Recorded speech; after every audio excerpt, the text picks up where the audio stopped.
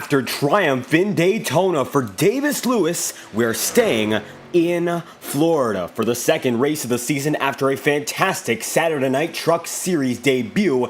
It's going to be Homestead-Miami Speedway, home to the second race of the season, 110 laps, and drivers have already taken to the track with qualifying on the way. This is the Homestead 165, the second race of the season, and as it stands, 5 drivers have taken times, more still to come. You see Brian Russo now on the frame, more returning drivers getting back on the way this season, and it's going to be the team owner for the most winning team this season, of course the one and only, now back in the picture. Fantastic to be live on FTN yet again, second night of this 12-week season, and we return. It will be this week and then a week break for Watkins Glen. I won't be here, then we'll get back to racing, but as always, I'm your host for tonight's broadcast, David Kreutz. Fantastic to be alongside you all as we take a trip down to the big city here in Florida. Miami, a fantastic place to visit, and for these drivers, I'm sure that they would agree.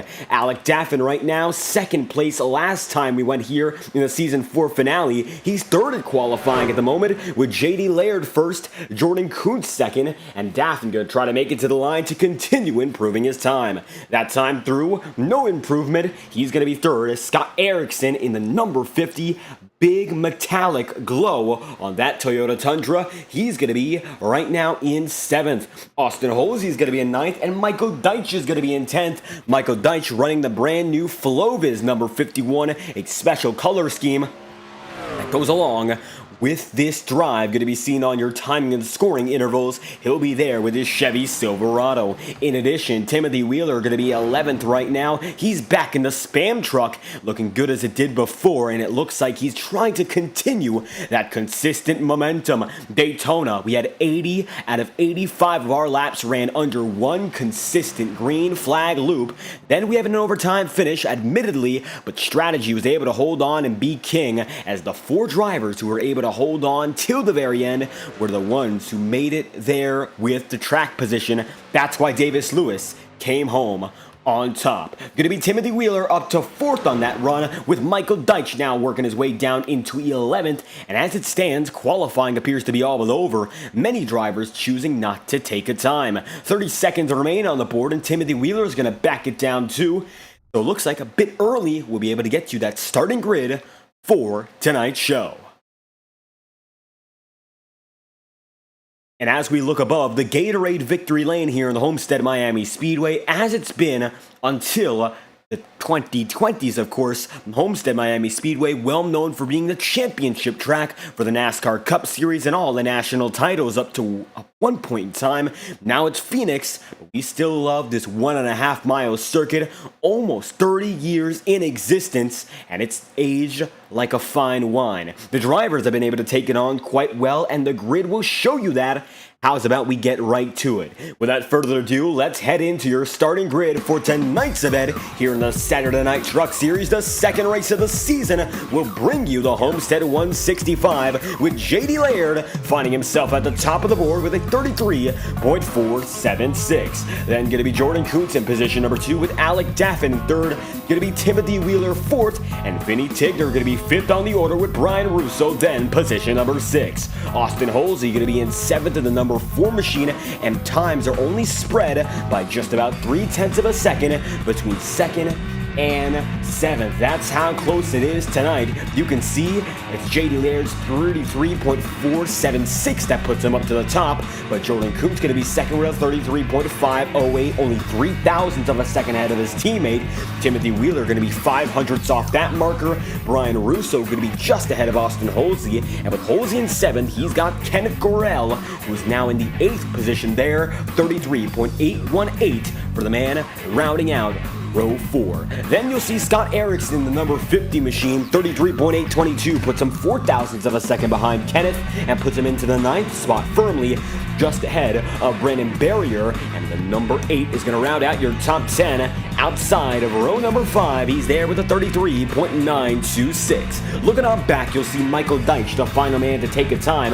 Number 51 machine sponsored by Floviz tonight, and he's going to have a brand new look indeed for Floviz. It looks like it's going to be taking on Michael Deitch in the picture, and he'll be there with a 34.061. From there, you'll see Tyler Shattuck making his debut tonight in the 12th position, with Lane Graves running back, not taking a qualifying time. The number 13 machine will indeed be in 13th. Matthew Weeks going to be 14th in the number 11 machine, returning for the first time this season, and Carter Casey going to be qualifying 15th, not taking a time, with Sam Benson's number 88 there in 16th. Going to be Tommy Osborne, the number 55. Timing and scoring will show that later on. That's going to be the 55 in the 17th spot, and to round out your field of 18 drivers, the high for this season so far, it'll be Mark Holloway in the number 19 as he rounds out the grid here in the second race of the season. The Homestead 165 starting grid is complete. And drivers continue to fly by our screen as we watch the fans, of course, in the virtual grandstands. They have packed the house. They're here looking for a fantastic race, and I'm sure that they will get just that. J.D. Laird going to be on the way yet again. He was the man who took home the pole position. So far, he looks to be the fastest man, and he's going to come down to pit road yet again. Backs it in for JDR Graphics. He comes down, gets an extra stop, and it's going to be Kenneth Gurrell in the number 57, who's still going, the fastest man he currently is here in second practice. Now, second practice is a fantastic opportunity for all drivers. Now, for the most part, these guys will be able to hold on to their track position. Not the biggest field in terms of numbers, but when it comes to skill, that couldn't be further from the truth. I'll tell you this much right now, for a guy like Kenneth Gurrell, Mark Holloway, Shattuck, even Brandon Barrier, if you're outside that top 8 range or so, you want to be able to get some more laps in, get that experience, and build yourself up to be an even better driver before the race gets underway. So it's a great opportunity. Drivers pushing it to the limits, finding out what works and what doesn't. Right now, Michael Deitch knows that for sure, as he keeps it going as well. 5 drivers, now 6 have taken the time, going back to Scott Erickson. Most of these guys are not the juggernauts of practice and qualifying, but they're here to win a race as well. Davis Lewis snapped a years-long winning, of course, loss streak. I can't say it's a win streak, but it is a loss streak, winless streak that would be. He snapped it at Daytona, and he snapped it on strategy. Perfect defense till the end, mirror driving, no wrecks, and he came home in one piece. Now, Davis is not in the lineup tonight. However, we've got an opportunity to see a brand new winner to the league, not just the season, as well. Can one of these drivers break through for the first time? That's the big question. J.D. Laird's looking good. He's a rookie in this series too, but he looks to be very quick up with the front runners. Maybe these guys who are not necessarily quick in qualifying can show their muscle. Tyler Shattuck going to be the fastest man here in second practice. 37 machine finds himself there, top of the board with a 33.806, and that's going to be 38 thousandths of a second quicker than Kenneth Gurrell. Second practice is over, and now it's time to get into the racing. And just like that, the track is empty one final time here in Miami. And as you can see, the Homestead-Miami Speedway, it is packed. There's virtual cars, virtual fans, and now the virtual NASCAR Truck Series machines are there. Jordan Kuntz already on the front row. He's your defending winner at this circuit. And in addition, J.D. Laird going to be on the front row too. Jordan Kuntz is your defending champion, but he's made a team switch to Shaw Racing for this season. He'll be teammates with Alec Daffin and, of course, your former league owner in Cameron Paris. He's now with the biggest team in this league, but there's many other teams trying to take at it as well. For JDR Graphics, J.D. Laird's the front runner there. He's up there on the pole position, quite literally, but in addition at Daytona, he had multiple drivers working with them. Teamwork was fantastic. They had the second pit run basically locked down from start to finish. Tonight is not going to be the same. Drafting's not going to be as major. Of course, it's a quick track, but it is not going to be all powered down all the time. So drivers are going to have to think about how to race this track a bit differently compared to how it was before. Strategy will change. Nothing's like Daytona. This is the first taste of intermediates we'll have this season, so drivers better get used to it. It'll be J.D. Laird there on the outside line with Jordan Kuntz on the inside and Alec Daffin, the only driver up front we're waiting on, save for now Vinny Tigner. Tigner joins in. Alec Daffin's going to be qualified third, but not yet on the board. It looks like 18 drivers going to be set to take the field tonight. And it's only going to be right now Alec Daffin we're waiting for up ahead. Pace car will be due to grab a gear momentarily, and the number 23 will lead us through as we get things going here in Florida.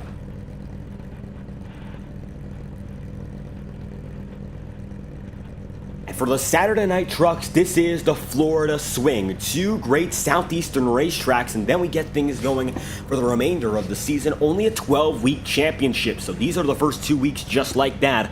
Now 10 races remaining, which might seem like a lot. Of course, only we've gotten through 2, but it will come back to bite these drivers if you are not paying attention. The playoffs are going to be a good majority of this series. It's going to come down to 8 drivers competing for the title at Auto Club.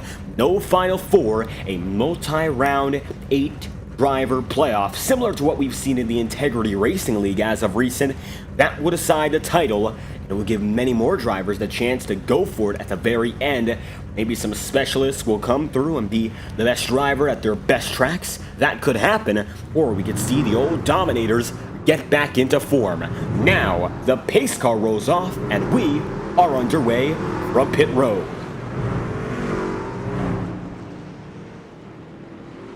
And as the final drivers go through, there's the number 23 for J.D. Laird right down low. And he had a solid rookie debut at Daytona. Of course, looking to build upon it, not getting that race win. But he's got enough pace in that truck to go the distance. Maybe not the SuperSpeedway racer we'd expect. He's still got many reasons to be confident in his equipment and his ability. I would not count him out at all. I don't think this qualifying effort is a fluke. It might just be a sign of things to come. Jordan Kuntz on the high side, your defending champion. He's got not much to lose himself. He knows he had a solid run at Daytona, able to back himself up from last season, keep that momentum going.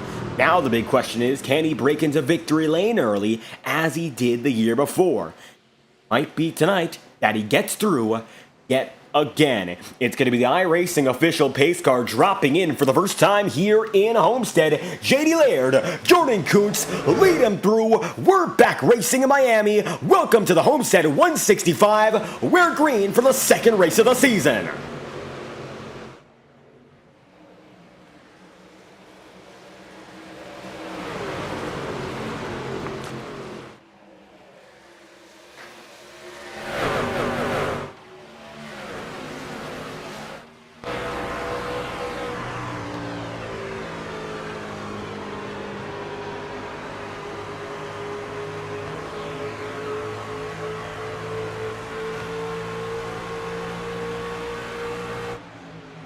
Side by side at the stripe, and it's going to be advantage J.D. Laird. The race is underway, and it's side by side for the first position. Then from there, you're going to see drivers now way on back. Say Brian Russo, he's going to be battling right now for the 6th position. Up top on Kenneth Gurrell. Vinny Tigner going to be in 5th. You'll see Timothy Wheeler right up there too.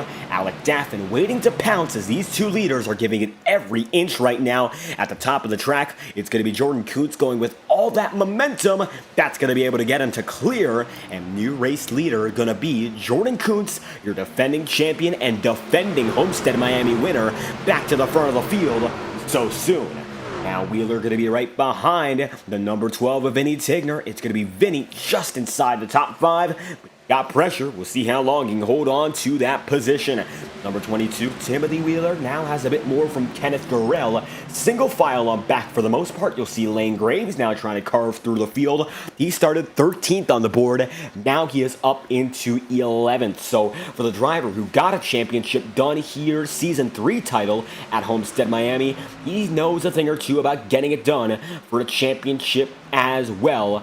Pretty good at this track. Maybe he'll be able to carve through and continue his good running. Second place at Daytona. Last time we went racing indeed. And now, second place in the points. He'd love to back it up and perhaps charge up the lead in the points tally. He'll just have to keep going now as he goes side by side there with Brendan Brarier. It looks like Brandon's going to go way up high. And the number 8 machine now going to fade just out of the distance. Jordan Kuntz stretching that advantage right now for the race lead, so we'll keep on watching throughout the field. You'll see now Tyler Shattuck is in a bit of a battle here with Austin Holsey, and for Holsey, a different look in the number 4 tonight. It looks like he's still in the thick of it here with Shattuck and Lane Graves. Graves is now in the single digits, making his way up into the 9th spot. He'll have to go down to the bottom yet again, and it looks like he'll be able to make it clearly. Tyler goes way up the track. That's going to lose some momentum, and it's going to give Lane Graves the opportunity to get behind his teammate, Brian Russo, 8th, and now Lane Graves is going to be just behind him.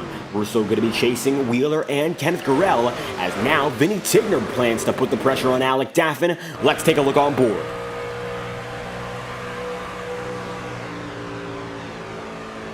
And now Tigner, your new league owner, looking to race at the front of the field for the first time tonight. He's got Alec Daffin just ahead, and both of these guys were chasing a championship last time we went racing here.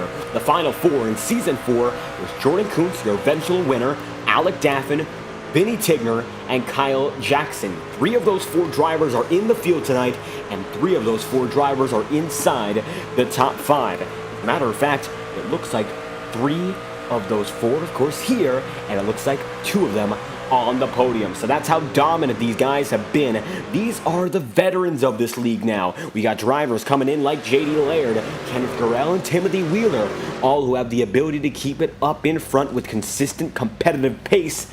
So they definitely know how to keep it going, but these guys are a bit more in terms of expertise in the trucks, experienced. They know what it's like to have the racecraft of an entire run in this league. These races are a bit shorter this season, mind you. Last time we went to Homestead, it was scheduled to be longer than this, but ended up about 10 laps shorter instead, just to make sure the drivers could get through without worrying about car count. 100 laps last season, scheduled to be 150. Tonight, it's only 110 laps at 165 miles, so it's not necessarily in the middle. Gives drivers a longer experience than the season before, while also being a bit more bite-sized compared to most iRacing leagues, in and out in about an hour and 15 minutes. J.D. Laird going to take it up to the high side here, shades of a guy like Tyler Reddick or Kyle Larson. He's going to lead a lot of drivers right up top, and Jordan Kuntz just lost a lot of time there, it seems. They're now going to be both on the high side for the most part. Drop down low through turns 3 and 4, and now the race is on for the lead yet again. The question is, what can JD do to save his tire? That's the big thing that separates these two right now, and I believe that's the only reason Jordan Kuntz has himself the lead. He's pushing a bit more.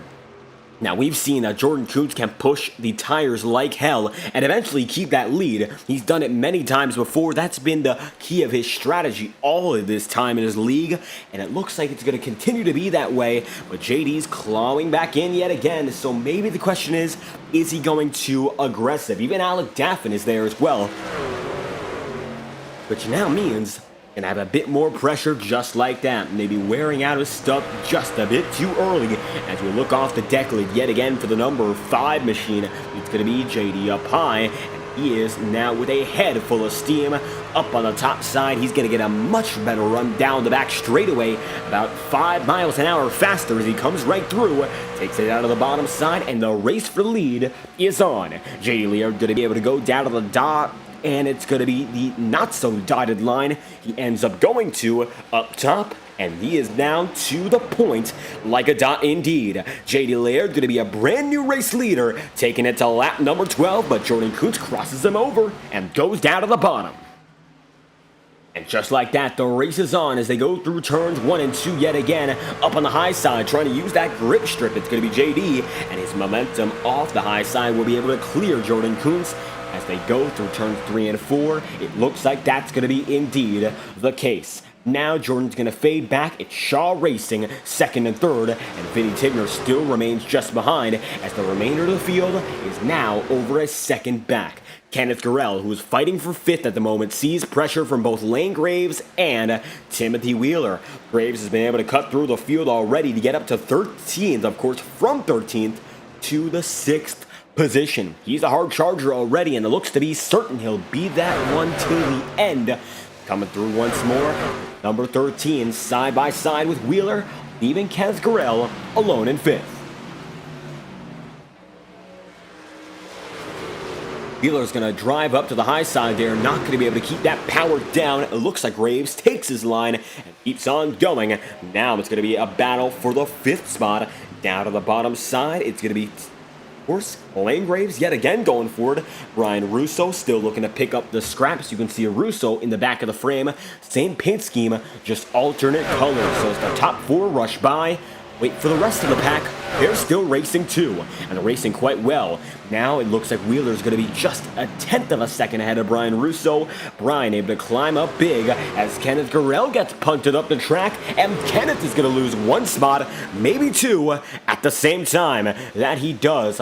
Pass 1, get 1 free. It looks like now it's going to be Brian Russo and Timothy Wheeler both succeeding just like that. Russo going to be down to the bottom side, but he gets covered on the quarter panel yet again. Looking on board with Brian Russo, you can see that number 3 machine trying to work it off the exit, but I think Wheeler just got a bit more out of it. And as they take it down to 3 and 4, nothing much will change between them.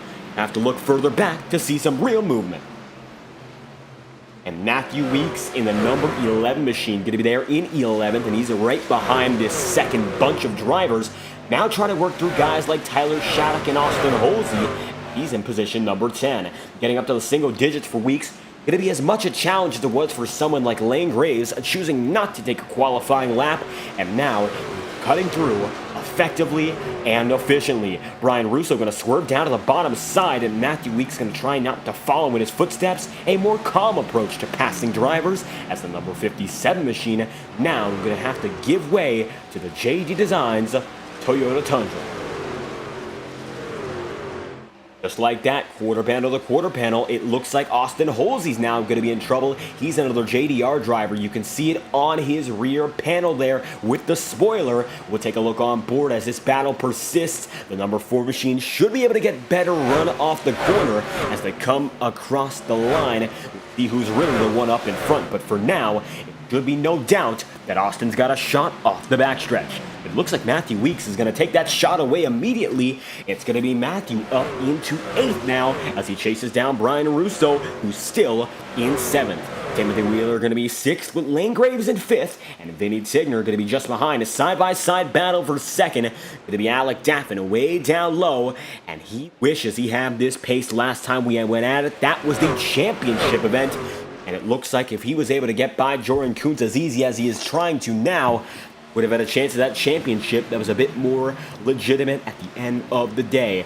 It's all well for Daffin, still chasing the championship here, coming back with Shaw Racing this season after some off-season shenanigans, able to re-sign for a one last time contract, and now looking to chase the checkered and chase the championship. Maybe this is the year Daffin comes home with the hardware.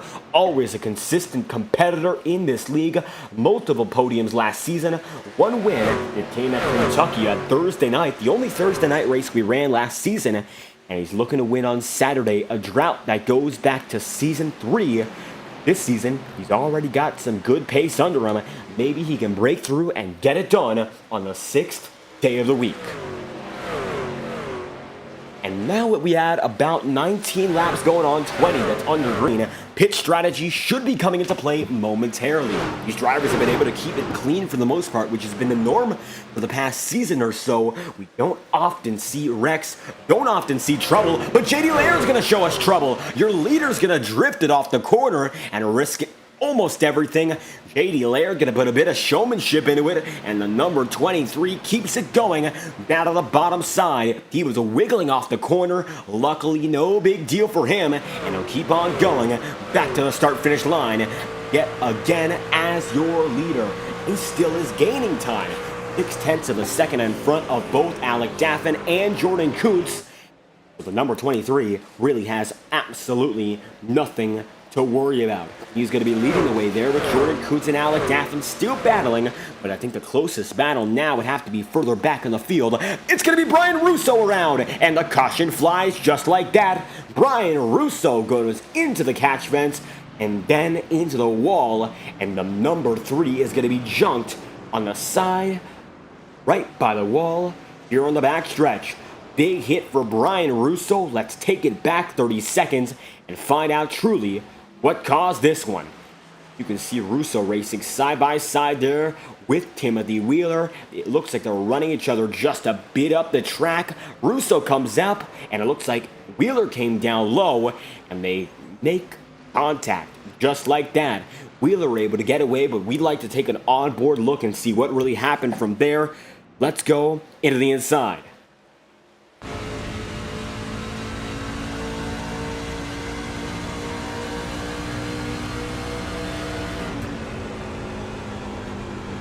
Looking inside the number 22 machine for Timothy Wheeler here, you can see rubbing paint, rubbing vinyl more like it, and it looks like he just lost it inside the cockpit. It almost looks like he turned into him intentionally outside, but it does not look like there's any malice there. We just wanted to take an interior view, and Timothy Wheeler just pushing it a bit too far. That's going to lead Wheeler back to pit road. JD Laird's going to go down there too. Everyone is in. No fast repairs tonight, so it's a one and done if you're really messed up.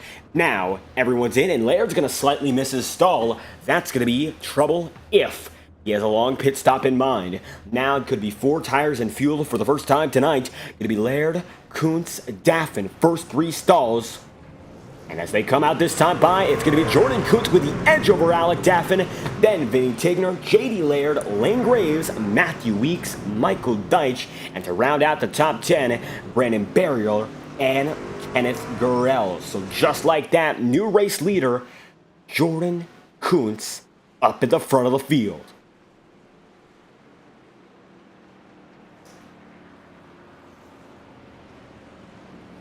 Just like that, new driver on top, 23 laps in. It's going to be your defending champion taking it to the top of the board. Alec Daffin going to be in second. JD Laird indeed is now back to the bottom spot on the podium. For a driver who seems to have a lot of pace, he should have no worry. He was pulling away there on that run. Looks like he's got a bit more of a long run truck. Jordan Kuntz can really push it harder during the short run. So it's going to be a balance that these guys have to put into play. Maybe Jordan Kuntz could run a bit longer this time. Maybe it's going to be up to JD Laird to be a bit more aggressive. It could go either way, and 24 laps in, there's still a lot of time to say whether or not it should or will go one way or another.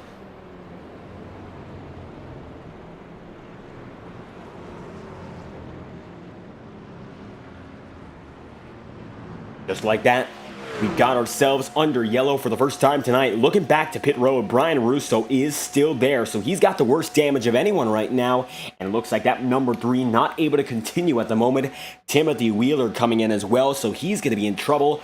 Not quite sure if he's going to be on the lead lap as they come through this time by. It looks like both drivers going to take some major damage. Wheeler's going to overcorrect, pushing it a bit too hard. Then hooks Brian Russo. They both make contact. That might immediately bring an end to both of their races. Heartbreaker for both of them, running solidly inside the mid-pack. But now we got new drivers occupying those spots. We'll see what they do with the opportunity. Tommy Osborne going to be back in the field with Scott Erickson right now. These are the final 2 drivers on the lead lap. You'll see Tyler Shattuck going to be 12th. Mark Holloway going to be 11th. And Kenneth Gurrell going to be the rounding out of the top 10 in that 57. Up front, it's going to be Jordan Kuntz, Alec Daffin. Shaw Racing teammates make up the front row, and they're going to lock down that front row and hopefully be able to pull away, try to take home a win for the first time this season. JD Laird's been quick, though. He's been the best man on the long run so far. Whether or not he can keep that going remains to be seen. Everyone is back on a level playing field. It's going to be up to, of course, how you manage your tires, how you manage your fuel, and if we go green, how you manage your pit stop strategy if you want to come home with this race win.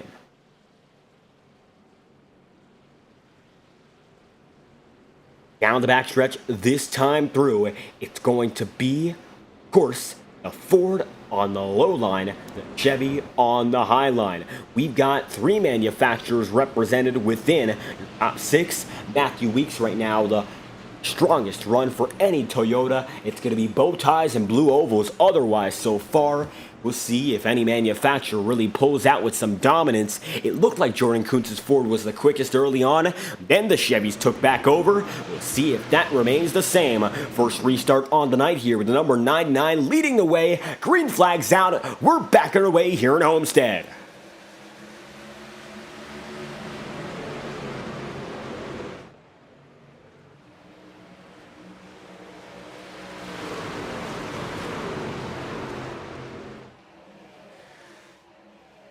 And now that we get back to it, it's going to be Jordan Coons leading the way in that number 99 on your frame. Alec Daffin, though, going to work down low as the caution will fly yet again. It's going to be the number 57 of Kenneth Gurrell involved with Austin Holsey, and the caution flies immediately. We see some minor damage on both trucks. Let's find out what happened here as we take it back to your replay. Caution is out for the second time. Kenneth Gurrell going to be charging through. Austin Holsey was up in front. Michael Deitch going to go down to the inside line, and it looks like Holsey going to get tagged there, and the 57 takes him around. They both end up in the wall. That brings out the caution, back-to-back yellows, and we're back under the caution yet again, second time in 27 laps. And for them, both, I believe they should be able to continue. Austin Holsey is, and it looks like the same is for Kenneth Gurrell. Both drivers still going. Some minor right side damage for Austin Holsey.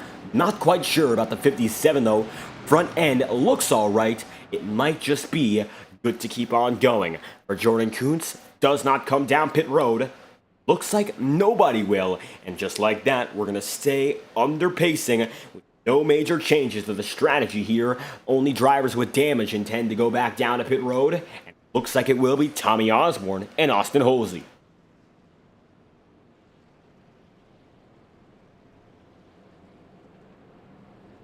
And yet again, Jordan Coons is your race leader. The number 5 machine on timing and scoring has them all behind in a total of 28 laps in here in the Homestead 165. It has been intense already. We've seen some great longer runs and some good short run racing with a bit of aggression in between. But now with the cautions back to back yet again, we might just see a bit more of the aggression come through, as it looks like drivers are having enough right now. Maybe they'll back it down this time by. That still is not yet a certainty. Let's find out what these guys got in stores. We are intending to go back to the green flag at lap 30. 28 laps in so far, second yellow of the day. Back-to-back yellow flags. This time it's going to be involving Austin Holsey and Tommy Osborne as the caution flies for the second time in the Homestead 165.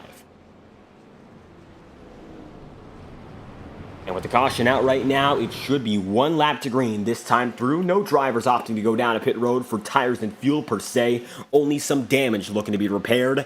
Now that most drivers are still on the same cycle, we are set to go back green at the end of lap 30, which will lead into lap number 31.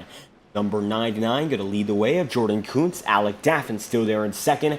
J.D. Laird going to be there in third, with Lane Graves position number 4. 29 laps in out of a total of 110 here, and the Homestead 165 heating up slowly but surely.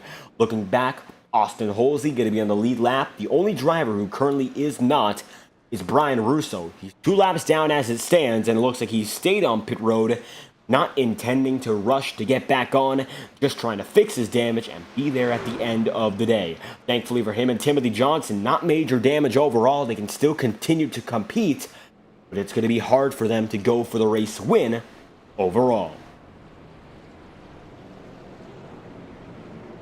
And as we come through this time around, yet again, it's going to be led Kuntz, Daffin, the Shaw Racing machines, and for Shaw Racing looking to get back on top of this series. And I'll tell you this much, from last season's performance, no reason they can't. They've signed the best driver in this league, Jordan Kuntz, a phenomenal talent, and he's the biggest proven opportunity for any team to take on. Alec Daffin, the runner-up to the championship, who's been a mainstay with Shaw Racing, remains in the number 48, and he continues to compete for victories night after night.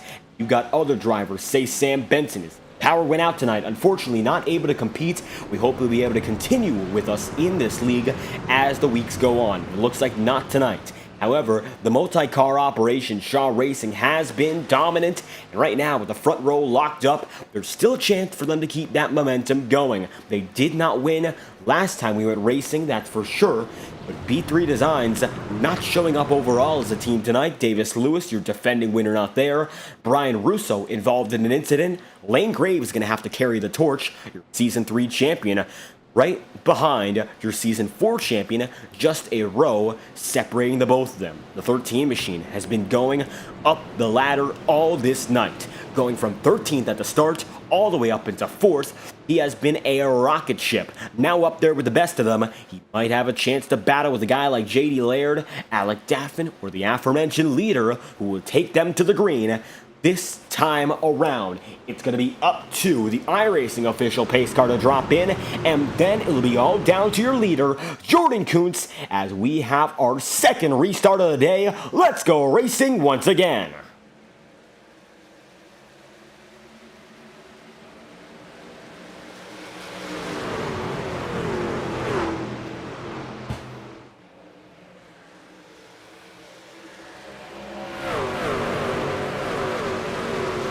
And just like that, Alec Daffin going to be able to take it to the lead with Jordan Kuntz in second, and then JD Laird's now going to be in third. So Daffin's the man with the jump this time by. Much better than before. Looks like he was able to get that opportunity squared away.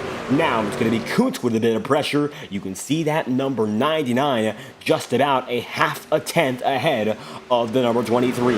Taking a look off the rear panel yet again, you can see JD Laird drops down low this time through. Most of the field using that bottom groove instead. Top side going to be only for the guys who are leading this race, at least for now. That's bound to change though as the track continues to develop. That's the one very special thing about a track like Homestead-Miami. Progressive banking. Turns 1 and 2, not at all like turns 3 and 4. Much different. You got to process them differently, but you can take the same general approach at times. The high side or the low side. You got to choose between them, and right now Alec Daffin choosing the high side, using the higher side indeed, with more banking at the exit of the corner, getting more momentum in the straightaways. That will keep him just ahead in the race lead for now, but Jordan Kuntz continues to put down pressure. I'm sure he's going to keep on going until he has that race lead back for himself. Looking a bit further back, looks like JD Laird not going to be all too aggressive. He'll wait for these two to settle it amongst themselves, and then he'll get going yet again. Lane Graves lies back in 4th, Vinny Tigner is going to be in 5th, and Matthew Weeks is now in 6th. So all the veterans are now climbing up to the top of the board. You can see Weeks is going to be there in 6th. He was in the back of the field earlier on.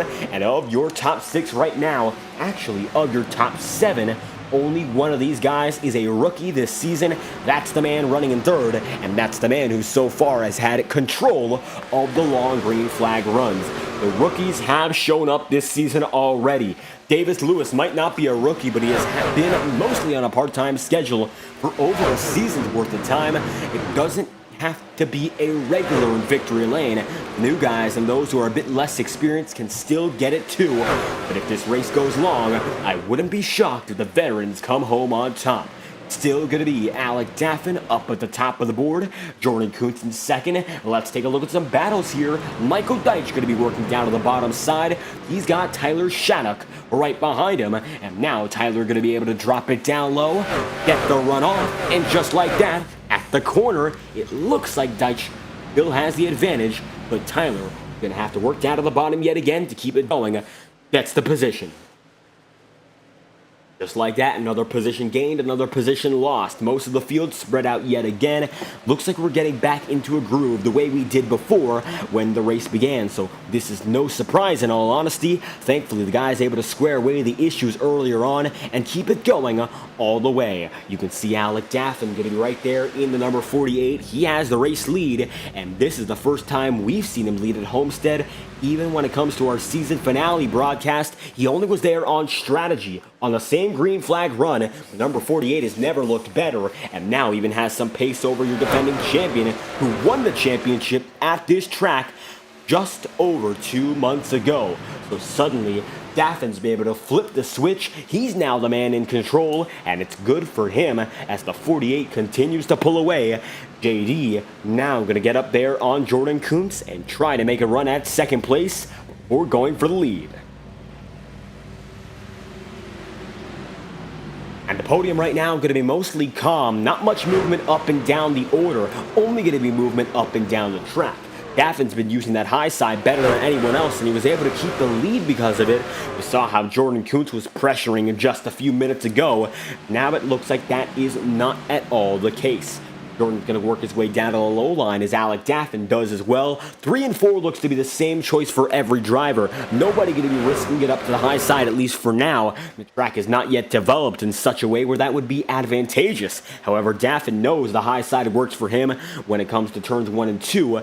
Now he'll drop down low, trying to break this air between himself and the second place driver, be it Jordan Kuntz or be it Jordan, of course, battling with JD Laird. Both guys are really close to one another now, and JD continues to pull closer and closer. I think that 23's got a shot to make it so before lap 50 or the halfway marker. Take a look on board here as we take a ride with the 23.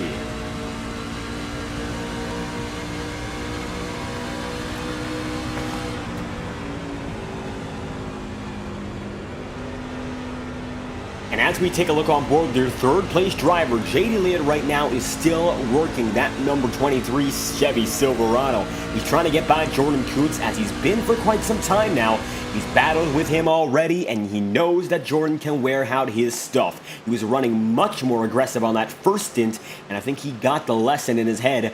Don't do that again. You gotta conserve your stuff if you want to make it to the checkered flag. So now, for Jordan, the opportunity is in sight to take the lead. But before you get to that leading spot, you gotta hold on to second and go from there. Now he's holding on much better, but JD Laird gonna go down to the bottom side yet again, trying to make it work, and it looks like he won't that time through. Looks like pouncing in the background. Lane Graves is getting closer, and just like that, the number 13 for B3 Designs is back in business. Lane Graves, your hard chargers, remain in the 4th spot ever since this restart, and it looks like he has not lost a position or even been in jeopardy of losing a spot. He's been very solid right now, not pushing as hard up in front to contend for any position. It looks like he is still on pace with your leaders. That time by, his most recent lap was quicker than that of the leader, of the second place driver, and of the third place driver. The entire podium right now is slower than Lane, and it looks like he's getting closer and closer to the front, and he's going to need this, of course, green flag time to keep on catching. Side by side, it could be off corner exit here. The 23's got a massive run. Does he take it down to the bottom side? That he does. Looks like they'll be side by side yet again. Number 99 takes it high, and it looks like that's going to be JD Laird. Now to second. Covers high. Jordan Kuntz goes down low, and it's going to be a drag race down the backstretch. Advantage, slightly, Jordan Kuntz. And it's revealing how much of an advantage he truly has at the end of the straightaway. It looked like it was much closer going out of turn 2, but now the number 99 is clear yet again, and Jordan's going to find himself once more on top of the second spot. However, side by side, going to be a double crossover maneuver. Now it's going to be the number 23 taking it down low yet again. It's side by side, taking it down to the bottom. It's going to be Chevy down low, Ford up top. All drivers here battling for a podium, and it looks like Jordan Kuntz still trying to hang on to that second spot on it. JD Laird not being given an easy time. For Alec Daffin, your race leader, this is fantastic. Does not have to worry about what's going on behind him at all, just has to run his own race. They're distracting each other behind him right now, and he knows that. So if he wants to come home with the win, he'll just keep doing his thing, not get involved, and just keep running his race. These drivers, though, who are all in the middle of the battle for position, they can't do that. They've got to keep on going, keep on pushing, keep those spots to themselves. And even Lane Graves now going to be right behind this battle. It's a 3-car battle for the second position. One driver is due to get bounced out the podium. One driver is due to get into the runner-up spot. We'll see who is going to be who at the end of this run. As you can see, Lane Graves now going to be charging down to the bottom side on the front stretch. Advantage is still to Jordan Kuntz that time by, but Jordan going to have to see Lane go down to the bottom, and he'll make his own lane right down low. Just like that, it's going to be side by side for third. JD's got second, and he's got 7/10 of a second to claw down if he wants any chance at that race lead. And that might have been the big break he needed to get away and perhaps go for that race win, let alone the race lead. It looks like the drivers behind him have started to fight each other a bit more, letting the 23 go. So JD's now going to be alone in second, 46 laps in. Looks like Brian Russo going to be 20 laps down, the only driver who's on pit road at the moment. Rest of the field is on the lead lap, and it looks like it's going to stay that way for now, as the 23 is now clearly quicker. So is Lane Graves. Both drivers now going to be faster than Alec Daffin, and it shows in the timing. That time by, it was Alec Daffin who ran a 34.989. It was J.D. Laird who ran a 34.845. And for Lane Graves in the third spot, he ran a 34.793. So for him, it has been certainly a winning game so far, gaining more and more consistently. Just like that, it's going to be side-by-side yet again for the second spot. This time, it's going to be Lane down low, as we're going to take a look on the ticker here. Take a look at the top of your screen as we take a look at qualifying spots compared to where the drivers are actually running. And you're going to see some shockers here throughout the field. That is for certain as we loop around. Brian Russo from 6th into 16th. Now take a look at the front of the field. Alec Daffin has gone from 3rd to 1st. Lane Graves from 13th to 3rd. It looks like for the number 37 of Tyler Shattuck, he's made it from 12th to 7th. And for Matthew Weeks, it's 11th to 6th. So same gains there. Some drivers are gaining big right now. It'll take a few more times to scroll through. You'll see who's the big winner of this run so far. Lane Graves, and he gets passed yet again by your pole sitter. And it looks like the 23 remains here in second. And the biggest loser right now going to be Timothy Wheeler, going from 4th on the grid down to 15th following that first caution of the day. Has not panned out the way he'd like it to, and it looks like it's going to stay that way for now, with damage persisting as a major issue inside that number 22. So he'll be lapped eventually if we keep it green. And looking at the timing and scoring right now, it looks like he will be 22nd behind your race leaders and about 20 laps of running on this stint. So it's not been a lot of time, however, it certainly has been enough, losing about 1 second a lap relative to the remainder of the field. Now it looks like Lane Graves able to get by there for the second spot. He is trying to go from the back of the field up into the front here. Did not take a qualifying time and suddenly is inside the podium, chasing down your leading man, Alec Daffin. Alec finds himself at the front of the field so far, 51 laps in, but now that the drivers further on back are not necessarily distracting each other, it looks like he's got a bit more weight to worry about here. It's going to be put more on his shoulders now. Lane and JD are both gaining, however, it is slightly. Maybe Alec doesn't have to sweat it just yet.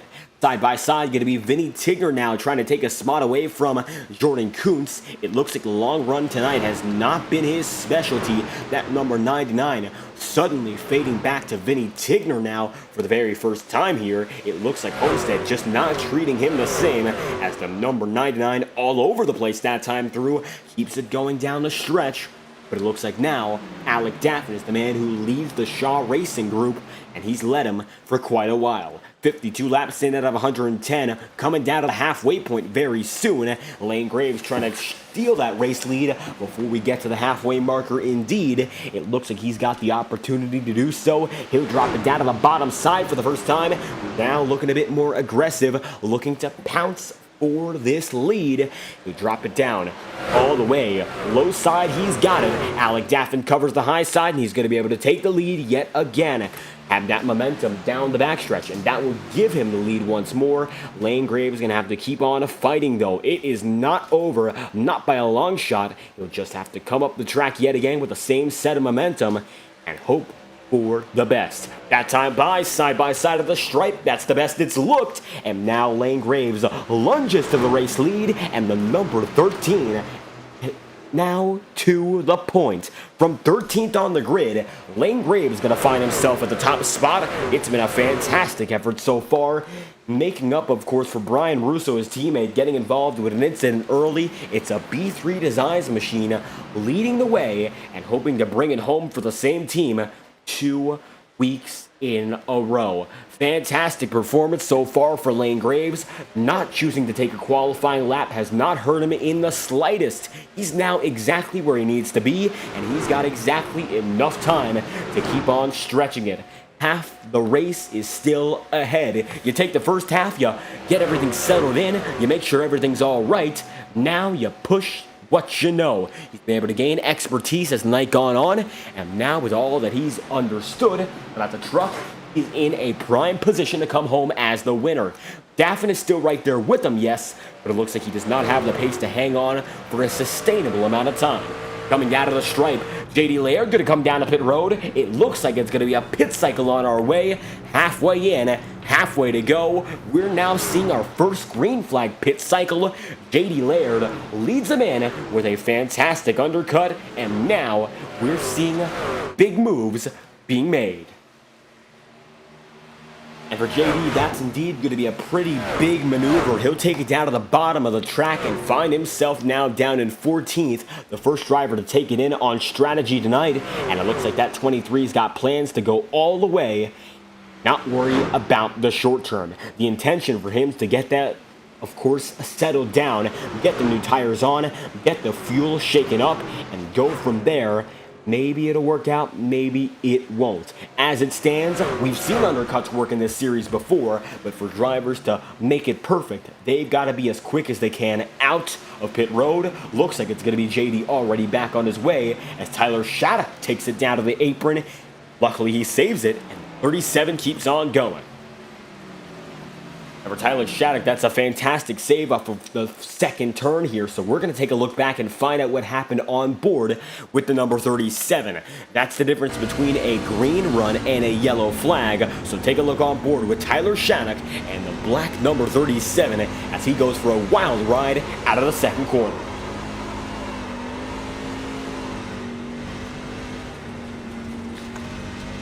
Feathering the throttle, that's going to be the big deal for the 37.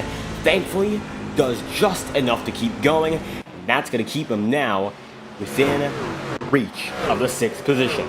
Michael Deitch now going to be scored in 6th, and it looks like he is really doing well on pace tonight. That number 51 machine with a special paint scheme putting together a very good run. One of his best overall, as a matter of fact, and it looks like now firmly inside the top 10. Very little to worry about. The only guys who have came down to pit road so far, JD Laird and Brian Russo. Russo's been there for 32 laps. Admittedly, JD was ahead of him. That would only put him down into 7th on pace. So it has been a fantastic night for this number 51. Fantastic to see as a driver who's been in many FTN races. Time after time, he continues to compete to the best of his ability and races what he races week after week. He gives it his all. So for Michael Deitch, it's fantastic to see indeed. 51 machine just outside the top 5. A great return night for Matthew Weeks. That's going to be another story. Weeks is a multi-time winner from last season. However, so far, just getting his bearings in, that's the big priority for the number 11 campaign. It was a fantastic season for him. He could have competed for a championship, but chose not to, bowing out of the playoffs early. Now, it looks like the 11's getting back up into his wheelhouse inside the top 5, and he's with a group of veterans ahead of him. Jordan Kuntz, Vinny Tigner, Alec Daffin, and Lane Graves. 61 laps in, Lane Graves leads the way, and only one driver has gone down to pit road so far, so it looks like JD Laird doing it a bit different from most guys. We'll see whether or not that's the strategy to beat, or if it's the strategy that will be beaten. Nobody else is trying it the same way. I think the mentality here for JD is to try to split the entirety of this run and go down in about 20-odd more laps. Split it 25-25 or so. Make sure you're safe, as opposed to risking it going from there. The driver of the number 13 has himself the lead. He's going to come up now on Timothy Wheeler, and it looks like this is the time for Wheeler to be put one lap down. Just like that. It's going to be Lane Graves coming up on lap track.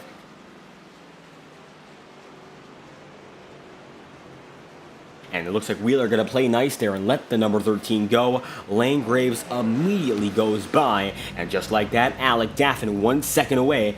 Going to have to keep on going. Just like that, it's going to be Shaw Racing. Now 2nd and 4th. Split up by Vinny Tigner there in 3rd. Tigner's going to be the number 12 machine. Brand new look for him this season. It looks like for that number 12 team, it has been a good run, a better run indeed than it was at Homestead. So much to be, of course, aware of for this season. Your new league owner, big changes, new name, but it looks like Vinny Tigner still as competitive as it gets. Side by side, not going to be seen right now. Pit strategy is the name of the game as we come around for only 47 laps remaining. It's Landgraves leading with Alec Daffin second. Looking further back, the big battle on the track looks to be now between Austin Holsey and Mark Holloway. And Holloway now going to be able to pull away down to the bottom side. He's got the advantage there on Austin Holsey. Austin now going to be able to take it back as he fights with Brandon Barrier. Brandon's going to be 8th. Austin is 9th. Mark Holloway is going to be in 10th. And Tommy Osborne's going to hold on in 11th here. These drivers have not gone down to pit road in over 35 laps, so they've gone most of the race so far without a pit stop, besides the very first that every driver took early in the going. Tyler Shattuck going to come down to pit road this time by. He's going to slip and slide in. He's going to spin on pit road, and his front end is destroyed. That might be the night there for Tyler Shattuck as he came down to the pit road, spins going off into the transition from the apron, and it looks like he was out of control for quite some time there. You saw him nearly spin before. And it looks like yet again, the number 37 in trouble, this time not going to be able to avoid it. You see, looked like he had it locked down. Money shifted it? No, but it looks like he shifts it way too quick, and the revs catch up to him. He immediately is going to get out of the car and go to pit road. Harsh for him indeed. As Landgraves continues to lead, he will retire 2 laps down. Just like that, another driver going to be out of contention as we keep going on. Now, Kenneth Gurrell going to come down to pit road. He's back on his way, scored in 14th. J.D. Laird and Kenneth Gurrell, the only 2 drivers to currently successfully put down pit stops during the green flag run. Long stints have been the name of the game so far. Many drivers trying to stretch this one. Mark Holloway not going to risk it any further. He's going to make it in, and he'll take Tommy Osborne there with him. Osborne looked like he was very close to missing pit road, and it looks like just barely able to make it through. 67 laps in, another set of drivers go through. Now the back of the field is coming into pit road. The front of the field might have to think about what's next. And Cadillac saying it's been good racing out there. I'd have to agree. It's been all about strategy so far tonight, as it's been for the majority of what we've seen of this league so far. Daytona was majority strategy, 80 green flag laps. Now tonight, we had 2 cautions admittedly, but as we get things back going, it's been a groove ever since. So I think it's going to come down to strategy when the night ends, and I think Landgraves is in a prime position to come home with the win. We'll just see how much longer he chooses to stay out on the track. Brennan Barrier, Fisher Studios, all in chat as well. Thank you all for stopping by. Great to have you here in the chat room. If you got a favorite driver you'd like to shout out, be sure to subscribe to the Fireball Talks NASCAR YouTube channel for unlimited chat access. We'd love to have you in the conversation as well. 69 laps in, it's been a nice performance for Landgraves, going from 13th on the grid up to 1st, leaving drivers like Alec Daffin and Vinny Tigner in the dust. Now it's been a long running 46 laps on this stint for J.D. Laird. He's only on his stint for 13 laps. Short runs, very few have attempted them. Stretching it out seems to be the move right now, and many drivers have still not come in. This time by, going to be the one for Jordan Coots, and he comes down to pit road at lap number 70. So Jordan's going to come through just like that. He is in. Michael Deitch going to be promoted up into 5th. Matthew Weeks going to be 4th. Vinny Tigner 3rd, and just like that, the field continues to change its form as Scott Erickson comes down to pit road.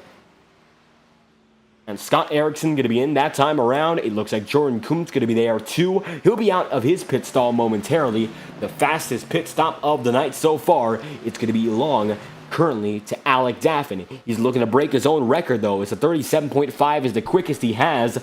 Landgraves is best with a 38-second flat pit stop, so he'll have to put something very good on the board for a chance to continue competing for the win. Now down to pit road, this time through Vinny Tigner as well. That's going to be 3rd and 4th consecutively going in. And just like that, only leaving us with a total of 4 drivers consecutively up in front. Then there's a bit of a break when you go back to guys who have just came in like Austin Holsey. But now, it's a very small group that have chosen to run this one long or run it differently overall. Landgraves, Matthew Weeks, Brandon Barrier, all choosing to run long, and it looks like this time through, Brandon Barrier going to come in this time by, make it a done run. 48 laps on this run for the number 8 machine. This is the money stop for him. He'll be in for what looks to be the final time, leaving only 3 drivers with a chance to come down to pit road from here on out. Lane Graves is going to take it this time by, and 49 laps into his run, Lane Graves is down and in. He's going to smoke up the tire just a bit, but all is well. He makes it through that time by. His lap time was a 35.648, comparing that to his best lap of a 33.682.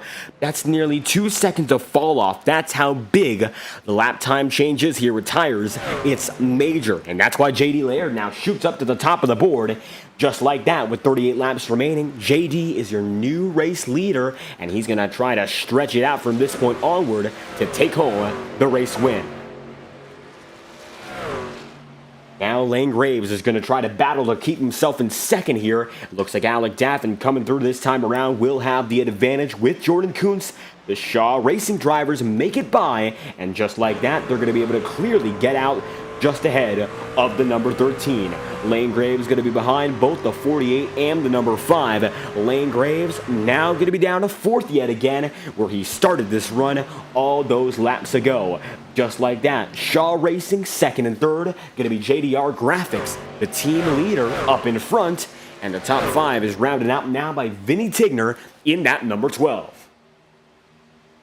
It's been hectic so far, but it's been a sort of calm, chaotic nature. Not necessarily all over the place, not necessarily spontaneous, but moves have been made, strategies have been tried. It's been high, low, pitch drops, of course, being undercuts, running long.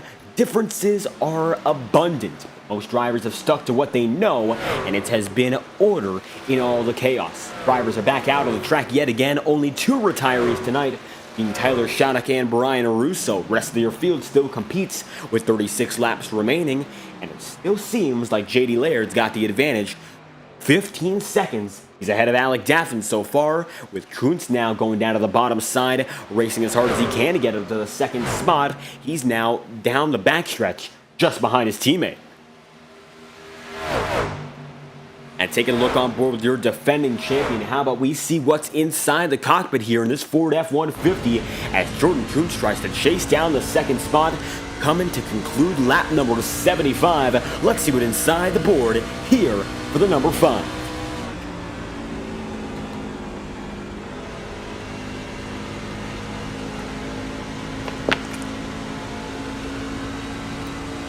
And as he comes through that time around, you can see Jordan Kuntz ran the bottom line instead of the high side. Of course, his teammate there, Alec Daffin, chose the high group through turns 1 and 2. They'll both take a down low through 3 and 4. That has not been a question all night long. Most drivers opting to take it down to the bottom instead of choosing high through the final 2 turns. But it's 1 and 2 where it really can be a difference. You can either choose that high side or take it down to the low. Right now, it appears that it's going to be Daffin still taking it high, and Jordan Kuntz still dropping it low, so nothing much has changed there. Both drivers going to remain in the same spots for now, and it's going to be still 2nd and 3rd occupied by the Shaw Racing drivers. As we take a look back, Lane Graves still just ahead of Vinny Tigner, but he's 1 second behind the drivers he's chasing, both Shaw Racing teammates. 1 second, he's gaining at a rate of about 1/10 of a second per lap, so he should be there with about 23 laps remaining. That's not a lot of time at all, so he is definitely quicker, and even though the difference in their tire is only about 2 laps worth, it is showing in the way the number 13 is continuing to pull away. Matthew Weeks going to be there in the 6th spot, Kenneth Garrell going to be in 7th, and Michael Deitch going to be in 8th. 33 laps remaining for these drivers as their top 10 is rounded out by Mark Holloway and Tommy Osborne. As it stands, only 10 drivers going to be on the lead lap. Make it 9 now as JD Laird gets by Osborne, and it looks like it's going to be Mark Holloway, next target on the lead lap agenda. 79 laps in, JD Laird's got a fantastic advantage of 11 seconds, and while he is slower now, he's got a major buffer, so we'll see how long he can choose to hold on here as he goes down to the bottom side yet again, trying to make it around the 55 of Osborne. It looks like Tommy's got a bit more in him, and they'll stay side by side, contending for the spot. And And just like that, under 10 seconds, Alec Daffin continuing to gain. That time by for J.D. Laird, that was a 35.386. And for Alec Daffin, it was a 34.221. So Alec is now clearly quicker, and it looks like that is not bound to change, not one bit. Jordan Kuntz is trying to keep up with him as well. Lane Graves is going to be there in the 4th spot, and it looks like he's been able to keep up. And J.D. Laird coming down to pit road this time by. He's going to split his stint and end the experiment. Fading back to the bottom of the board, the strategy does not pay off, and now the battle for the lead is back in the hands of Alec Daffin.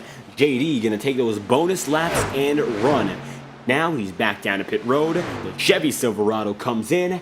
Yet again, it's Alec Daffin, the number 48, leading the way ahead of Lane Graves and Jordan Kuntz. Whenever Lane gets himself up in front here inside the podium, it looks like he's just got the speed to take it home. He did not need to qualify for this race on time, and he shows that he has been able to go through the back of the field consistently to make up distance and make up spots. He felt that last time he went racing here at Season 3's conclusion, he was destroyed by Dylan Basin. In our interview last week, that Basin was just much quicker, and that he hoped that Dylan Basin would be fighting with a championship for him simply because of how quick that number 8 machine usually is. Well, tonight, Dylan Basin is not here, and of course, Lane Graves gets to be the star of the show if he can make it by Alec Daffin, and he's showing he's got a lot of pace in his number 13 as well, so he does not have much to worry about, especially for the moment. Alec Daffin, though, might have a bit more to think about. It seems like for his case, does not quite have a big advantage. Not in the slightest. Lane Graves is going to stay there with them, 28 laps to go, and Lane has been faster and faster consistently, gaining still about 1/10 of a second each and every lap, and this time through, it will be no different. 28 laps remaining this time through turns 3 and 4, 83 laps in. Lane Graves is still just on the back bumper, closer and closer. Inside the rear panel cam, you'll see Alec Daffin's perspective.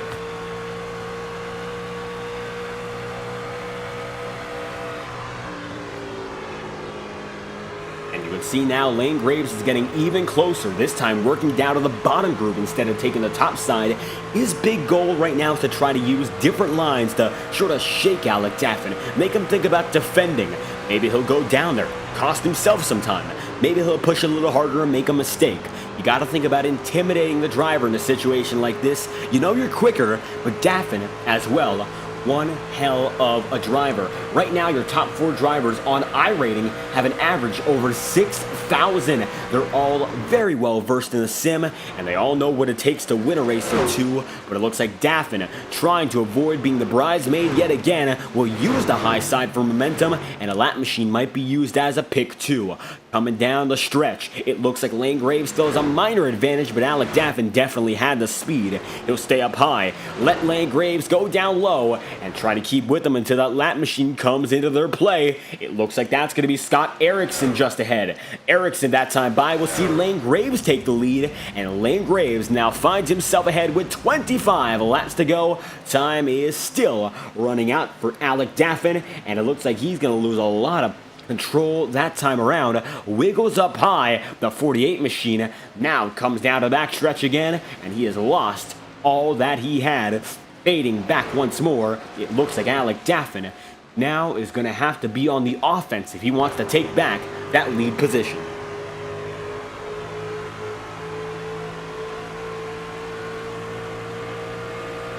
Making it 24 laps remaining this time by for the Alec Daffin crew. The number 48 has been running fantastic so far, but it looks like Lane Graves just has the one-up tonight. It's his second race of the season as well. Both drivers have made both races, so they're not in any jeopardy of losing any big points. In fact, it's both a good race for the two of them. They just have to keep on going here, but I'm sure that they love to fight for the win and have that win at the end of the day. Competition. These two have been able to race each other for wins many times over before. This is the first time they've done it directly for the season, and for a Saturday night, Randy, I'll tell you this much, it's a fantastic turnout. Much better than last season. The season finale at Homestead, same track, same time, what have you. 6 drivers. Tonight, we had 18 register, 16 race, and another was set to race, but their power went out. Unfortunately, that's just the way it goes sometimes. And with 23 laps to go, it's been going very well for Lane Graves. Now, with 22 laps to go, we'll crank it up with the best cameras on the iRacing platform, Track Cams for Gourmets. If you want to see what it's like with the best cameras uninterrupted, let's take a look and crank it up, courtesy of TrackCams22.com with 22 laps to go.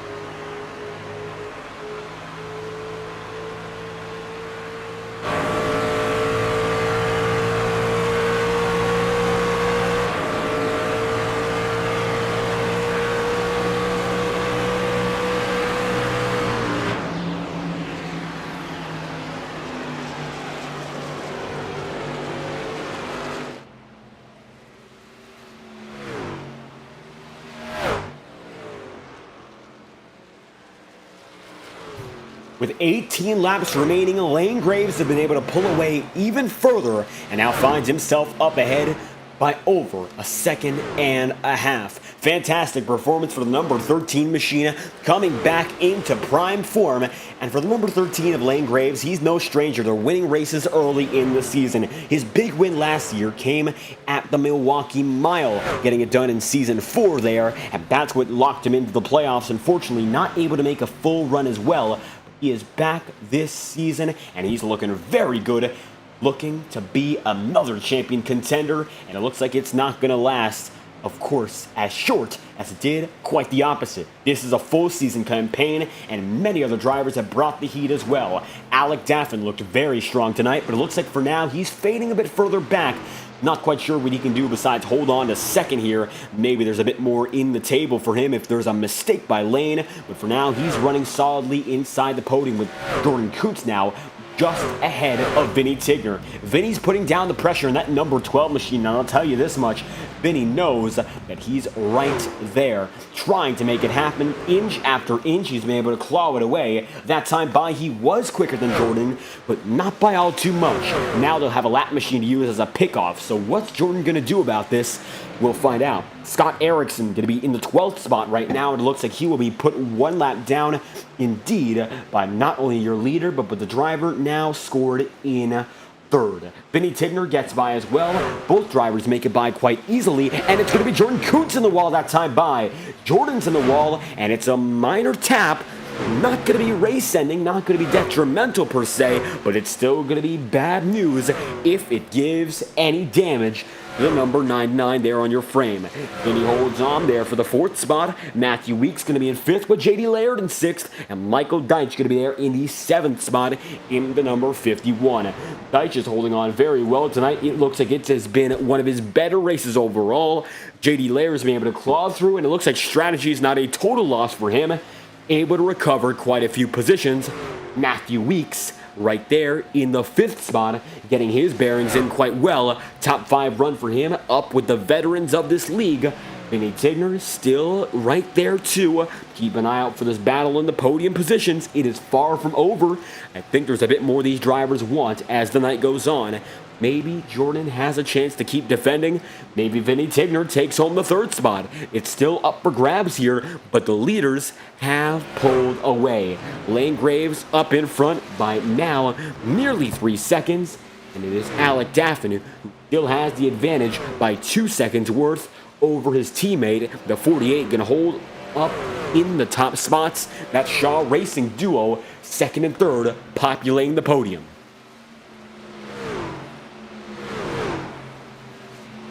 And Baker doesn't do it here in the Saturday Night Truck Series, and you can tell the number 13 with 13 laps to go has been the dominating driver. From 13th on the grid, that's the big storyline, but more than that, it is his return to a 1.5 mile track, not only when it comes to this league, but when it comes to competition overall. A driver who competed in the first round of the NASCAR Road to Pro qualifying series, very close to making it inside the top 70, got taken out in a last week wreck in Atlanta. Multiple cars piled up. It was, I believe, involving personal revenge, and Lane Graves just happened to be involved in it. That's what ended his Road to Pro chances. That's the premier truck series on the platform right now. It's a contender series that's Xfinity's trucks, but now Road to Pro uses the qualifying format with the trucks first. So the best drivers who are here also compete in Road to Pro. Jordan Kuntz does, Lane Graves does. We've seen drivers here before that have definitely been able to put in Road to Pro type efforts, Alec Daffin one of which. So the best contenders, they've raced here before, and they know what it's all about. Lane Graves, one of those guys, and he's looking to put himself back on the board with a statement run. Now, 100 laps in, coming to 10 laps to go. Graves leads them and keeps it up in front here in the Homestead 165. And with a bit of extra time on our mind here, of course, if you want to join the iRacing platform and start your iRacing journey, we'd love to have you there as well. The eNASCAR newsletter is the premier source for all iRacing information, specifically related to the eNASCAR front. So anything NASCAR related, new content, say new truck, new car, new track that's used in NASCAR sanctioned organizations, you'll be first to know about it there by scanning the QR code. In addition, if you want to register, join at iRacing.com. I believe there's a summer sale going on right now to celebrate the 15th anniversary of the iRacing platform. A fantastic platform it's been for over a decade and a half, the premier online simulation racing technology used by countless professionals in the NASCAR scene and in the worldwide motorsport world as well. Of course, you can start your journey to being a professional too. The eNASCAR Road to Pro qualifying iRacing series is open to every driver, and if you want to learn more about the premier series, the Coca-Cola iRacing series, that's another great place to go. The eNASCAR newsletter, your one-stop shop for all iRacing information. Check it out today by scanning the QR code on your screen. And we're about 1 week away, not from a race here in the Saturday Night Truck Series, but we're 1 week away from me being back in Watkins Glen. And as we did last year, we're going to attempt to give away codes that we got at Watkins Glen to the fan base here on FTN. We've grown quite a lot since that day in August, where we came to Watkins Glen and got the codes, and we've even grown quite a lot ever since we gave them away on New Year's Eve last year, 2022. We're looking to do it yet again, bringing more codes to the community once more, hoping to get you guys all on board on iRacing, even more drivers. It would be fantastic to have anyone is welcome. These leagues are open to enter, and if you want to join them, the links are in the description to their official Discord servers. And Lane Graves, one of those top competitors you can learn from as a driver here. And for drivers who are running for the very first time, say Austin Holsey, we're taking a look at him right now in the number 4. He's one of the drivers brand new to this league, running currently in 11th. He's learning, of course, with the best driver in the field right now right behind him, and he'll be able to use that experience to sort of get the racecraft in. He's been very clean today, no big issues on that front, but pace, he can bring it up more, and he has great drivers around him to keep himself in contention. Of course, he's teammates with JD Laird. As we look off the back bumper, you can see that JDR graphic look. You can see the deck lid all painted with those colors. Solid neon green, the entire JDR word mark. Right now, he's got Lane Graves chasing him at the stripe. Gonna be 5 laps to go this time by, and the number 13 takes through yet again with the race lead here in the Homestead 165, now in the home stretch. And Lane Graves has been nothing short of phenomenal. The driver of that number 13 now pulling away. It's going to be Alec Daffin, 4 seconds adrift. Vinny Tigner going to be there now in third, 5 seconds back. So the podium has shifted just a bit. And for the driver of that number 12, he might just come home with his first top 3 of the season. It looks like now he's very close to doing so. Just has to seal the deal, making it 4 more trips around the Homestead-Miami Speedway. Just like that, it's another lap down. Jordan Kuntz is now fighting with the number 22 of Timothy Wheeler. Wheeler gonna drop right up high, and it looks like he'll go down low. Yet again, dropping like flies, some of these lap machines have, but for the most part, drivers have continued. Taking a look, Matthew Weeks, he's there in 5th. JD Laird is in 6th. They're all still rolling strong. 4 laps to go. Graves takes him through.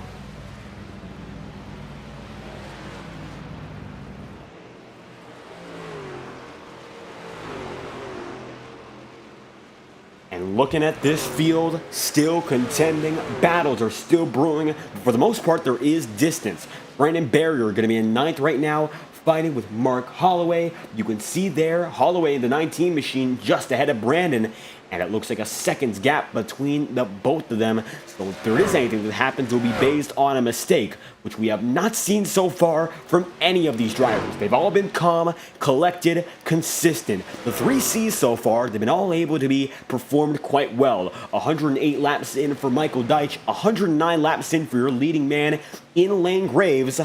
And it looks like he'll have now a lap and a half more to get it done.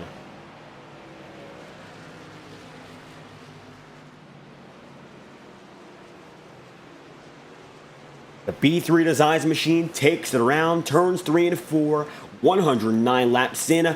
From 13th on the grid, not setting a qualifying time, the Season 3 champion comes back to his wheelhouse here in the Homestead-Miami Speedway, and he makes sure the field knows. Alec Daffin right now, 5 seconds adrift. Pretty far off our leader right now, but he's still firmly inside 2nd.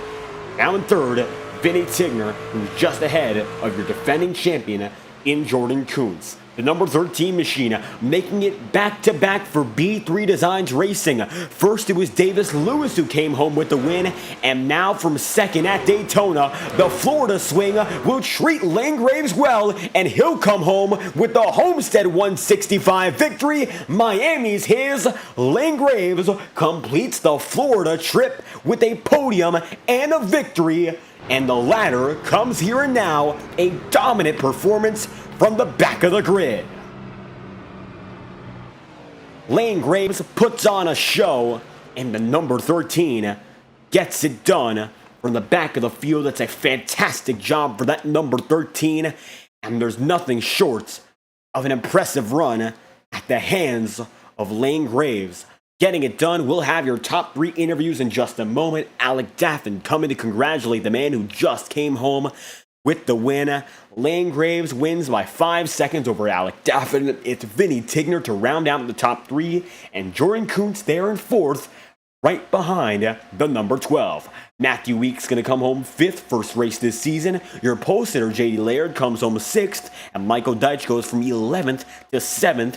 The 51, just ahead of Mark Holloway, who goes from 18th to 8th. Going to be Brandon Barrier in 9th and Tommy Osborne in 10th. And from there, going to be Austin Holsey 11th, Kenneth Gurrell going to be 12th, and Scott Erickson going to be 13th, with Timothy Wheeler 14th, Tyler Shattuck 15th, Brian Russo 16th, Carter Casey and Sam Benson not starting this event. And what a race it was. Clean, consistent, calm, collected, whatever you say, it was the truth. Lane Graves had it all and then some.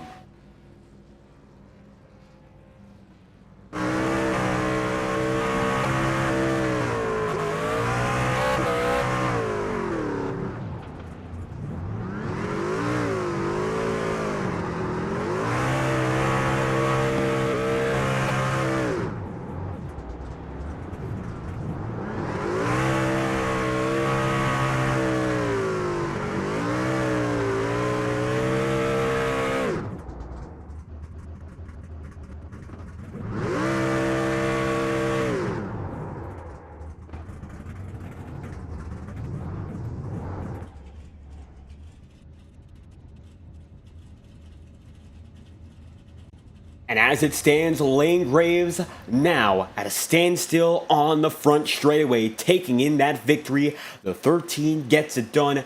Domination tonight.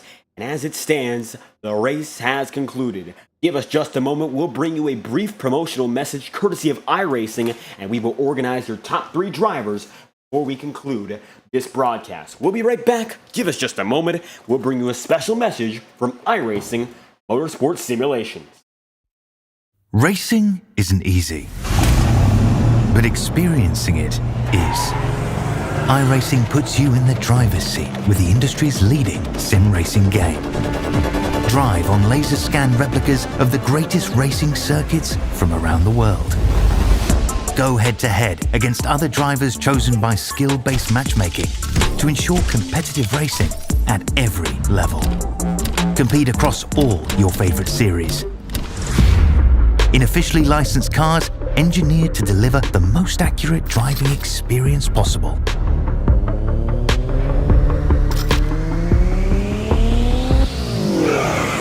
Join a race or host your own with players from across the globe. Race against the computer or in a league with friends. Feel the thrill behind the wheel. Visit iRacing.com.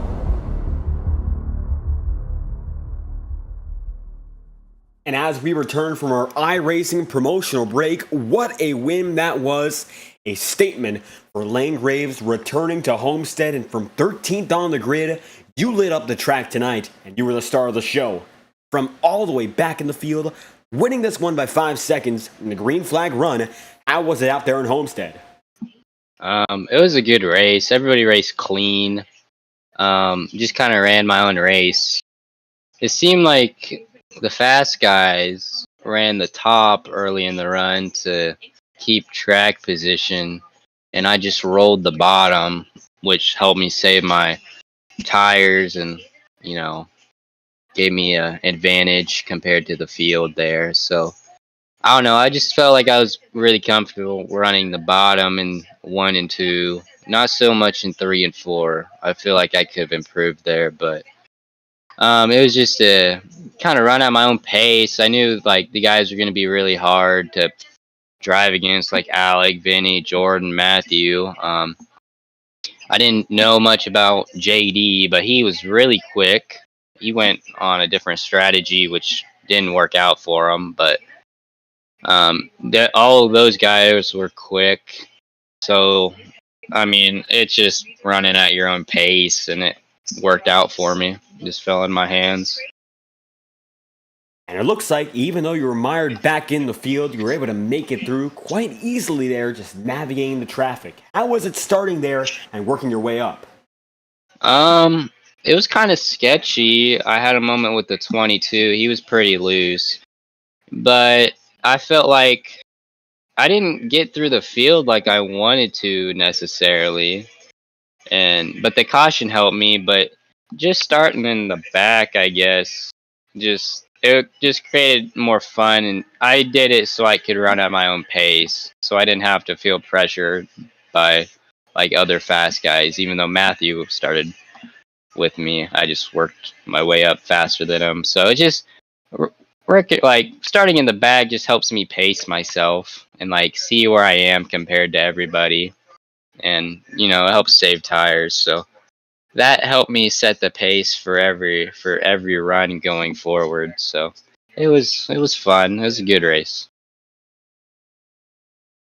And a great performance there indeed. Great race as well. Green flag runs all throughout. Now the win's out the way, and Florida treated your team very well. A win for Davis Lewis, second for you at Daytona. Now the win's out the way. What's the game plan for the rest of the season? Well, probably go out and win every week and show out for B3 Designs. But I moved for college tomorrow morning, and I'm not I don't know if I'm taking my PC or not, and so I might not be able to run on weekends. But we'll see. This might have been my last race, but yeah. Ultimately, I want to run, so I'll have to figure something out. But if it is, I appreciate Carter, Vinny, Alec, everybody who runs it. They've done a good job this year and the previous couple years. So, yeah, I just thankful for everybody who put this league together. Cameron for getting it started back in the day. So it's just been fun, but ultimately, hopefully, I'll show out a couple more weeks or whatnot. Just going to be difficult with the full schedule.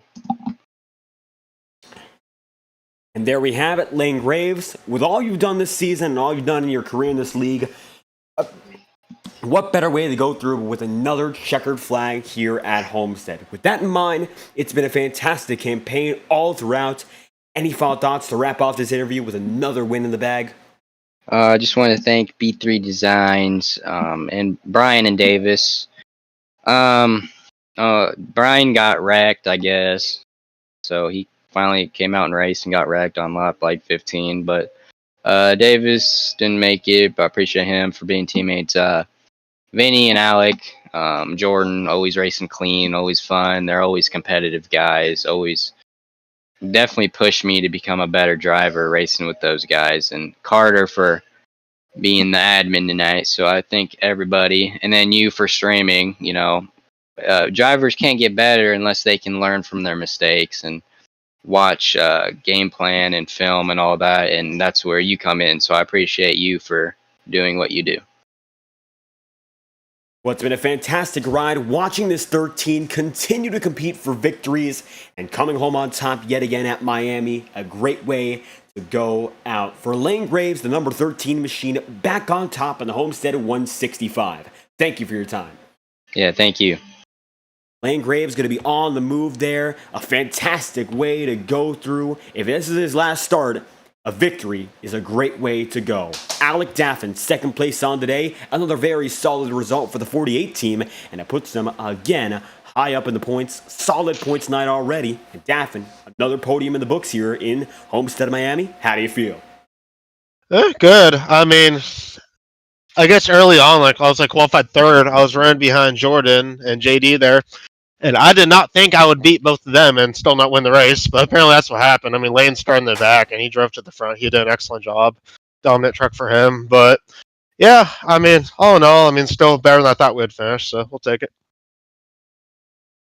And it looked like this number 48 machine had even more pace than it did last time we came here. I think the second place finish sort of undermines that. You were indeed as quick or quicker than Vinny or Jordan most of the race.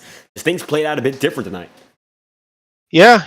I think we also did better on the strategy as well. Because I remember last season, we did that extra pit stop to not work out. It didn't really make a difference in the end. But here, I think we did better with the strategy. And I think JD might have beat us if he would have done the two stop. But, we were faster than Jordan all race. Yeah, kind of got a little jump on that final restart there. Wasn't trying to, but I mean, we were faster than Jordan on that first run, and we kind of pulled him after that. So ultimately, I think we finished about where we should have. So yeah, not going to hang our heads on anything, you know.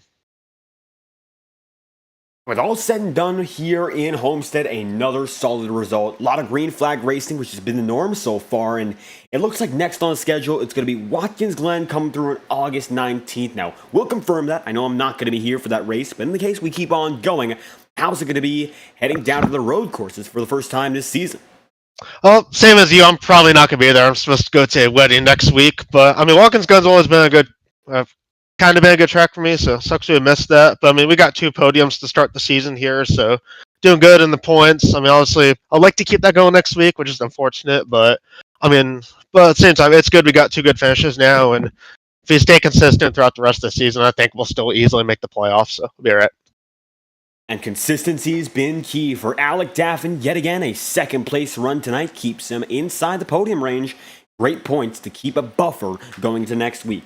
Any final thoughts to wrap off the interview? Yes, good night overall. Obviously, thank you for doing the broadcast. Thank Vinny and Carter for running the league. Obviously, Carter for doing the admin duties. Thanks to Cameron Ferris for running Shaw Racing Products. Twitch viewers at Alec Daffin 48. And yeah, I think that's it. And there we have it. Alec Daffin comes through with another second place finish at Homestead. This one played out a bit different, but all the same, another great result. Thank you for your time. Thank you, David.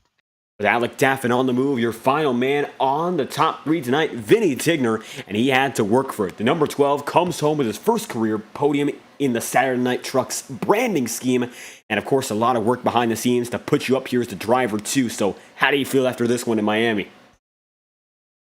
I feel really good. That was probably my best run at Homestead that I've had.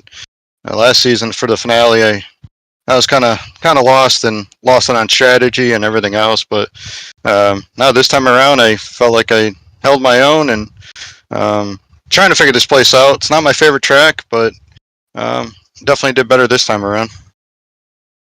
And able to pull through when it mattered the most here, getting these points, putting yourself back in the game, and it worked out quite well, even battling for the 3rd spot very late in the going.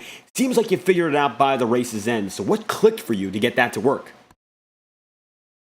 I was just trying to figure out both ends of the track. You have to, at least I was driving them differently at both ends, and 1 and 2, I was just kind of wrapping that apron a little bit.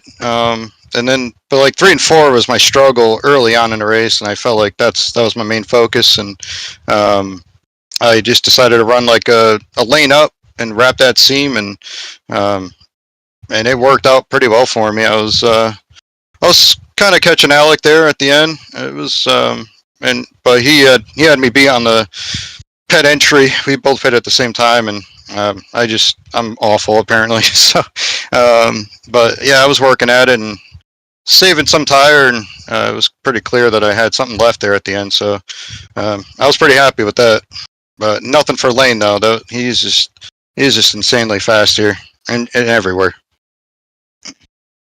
And another solid run, Vinny Tigner gets it done for the first time in the number 12 on the podium. And next up on the schedule, saying Watkins Glen. Now, I know it won't be here, but the road courses are up next in the virtual realm as well. How's it going to be taking on the next track on the schedule? You're asking the wrong guy. I'm not good here, or I'm not good there, and I'll work at it though, and maybe come home in the top 10, hopefully. But we'll see how it goes. And there we go. Vinny Tigner taking the momentum from Miami, going northeast for the next race of the season. 3rd place here in the Homestead 165. Any final thoughts to wrap off this interview? Yeah, of course, thanks to you for broadcasting, and thanks for everybody for showing up tonight. It's really good to see this field, and it was a decent size car count tonight, so it makes me happy. And thanks to Carter for race control tonight. Did awesome, and good racing overall. So thanks to everybody out there tonight. Vinny Tigner comes home with the top 3 here in the Homestead 165, rounding out our podium in the number 12 Chevrolet. Thank you once again. Thank you.